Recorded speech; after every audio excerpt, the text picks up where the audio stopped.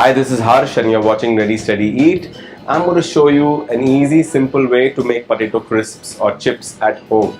Yes, you heard it right, potato chips at home.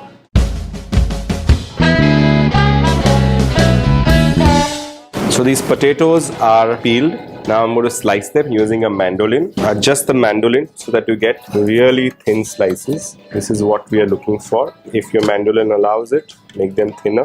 So once the potatoes are sliced into thin slices, just put them on some tissue, dry them out so that it soaks in all the starch water from the potatoes. So we need a frying pan with some vegetable oil for frying. For every potato that you are going to be frying, we will take a spoon of the salt and water mix to give the potato chips its saltiness. So once the oil is ready and hot, we shall start putting in the potato slices. So now our oil is hot enough, and let's try and see.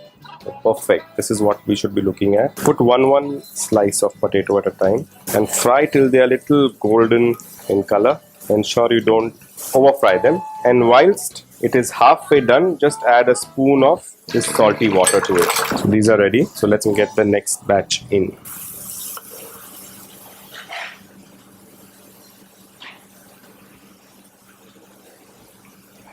Lovely crispy potato chips are ready to be devoured. I have used some cayenne chili pepper on top just to give it a little spicy Mexican taste, and this is with the roasted pepper sauce. And if you've liked the recipe that I've shown today and I've tried it at home, don't forget to leave me your comments. I would love to hear from you.